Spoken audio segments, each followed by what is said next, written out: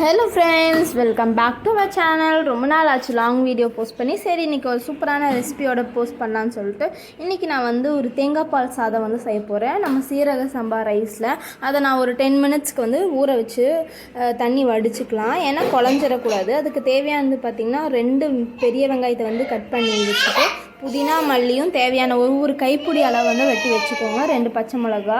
இவ்வளோ தான் இவனோட இன்க்ரீடியன்ஸ். அண்ட் வந்து இவனோட இன்க்ரீடியன்ட் மெயின் வந்து பார்த்திங்கன்னா கோகோனட் மில்க். இது வந்து நல்லா திக்காக எந்த அளவுக்கு தண்ணி ஊற்றுவீங்களோ அந்த அளவுக்கு நீங்கள் இவனை எடுத்துக்கோங்க. எடுத்துகிட்டு வந்து நீங்கள் வந்து ஃபஸ்ட்டு வந்து குக்கர் வந்து வச்சுக்கலாம். குக்கர் வச்சுட்டு இது மெயினான இன்க்ரீடியண்ட்டே என்னென்னு பார்த்தீங்கன்னா தேங்காய் எண்ணெய் தான். ஏன்னா தேங்காய் பால் சாதம்னாலே தேங்காய் எண்ணெயில் செஞ்சால் வந்து இன்னும் டேஸ்ட்டாக இருக்கும். அது கூட நம்ம ஸ்பைசஸ் வந்து ஆட் பண்ணிக்கலாம். ஆட் பண்ணதுக்கப்புறம் வந்து அது கொஞ்சம் பொரியட்டும். பொரிஞ்சதுக்கப்புறம் நம்ம கட் பண்ணி வச்சுருக்க வெங்காயம் 2 பச்சை மிளகாயும் ஆட் பண்ணிக்கலாம்.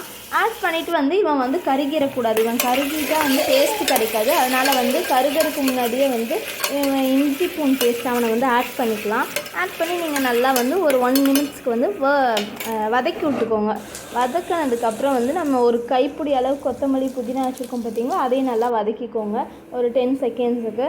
அவனை வதக்கினதுக்கப்புறம் நான் இந்த அளவுக்கு அரிசி எடுத்திருக்கேன் 2 படி. நான் அதனால் இந்த அளவுக்கு வந்து 2 படி அதே அளவுக்கு தேங்காய் பால் நான் எடுத்திருக்கேன். தேவையான அளவு நம்ம வந்து உப்பு டெஸ்ட் பண்ணிக்கோங்க. உப்பு எவ்வளோ வேணுங்கிறது நான் உப்பு போட்டு நல்லா அவன் கொதி வந்ததுக்கப்புறம் வந்து நீங்கள் அரிசி போட்டணும்.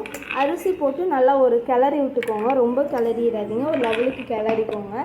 நல்லா கிளறி விட்டுட்டு இவனை வந்து ஒரு ஹை ஃப்ளேமில் வந்து 2 விசில்ஸ், ஹை ஃப்ளேமில் இல்லை மீடியம் ஃப்ளேமில் வச்சு ஒரு 2 விசில்ஸ் விட்டு இறக்குனிங்கன்னா பழையவர் வந்து நமக்கு ரெடி ஆயிடுவாங்க. இந்த ரெசிபியை ட்ரை பண்ணி பார்த்துட்டு மறக்காமல் உங்களுக்கு